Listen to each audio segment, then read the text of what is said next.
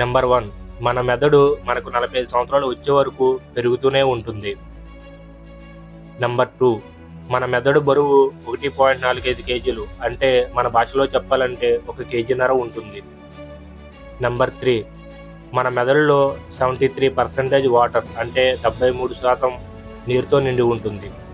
Number 4, మన మెదడులో సమాచారం 268 మైళ్ళు, అంటే అక్షరాల 432 కిలోమీటర్ల వేగంతో ప్రయాణిస్తుంది.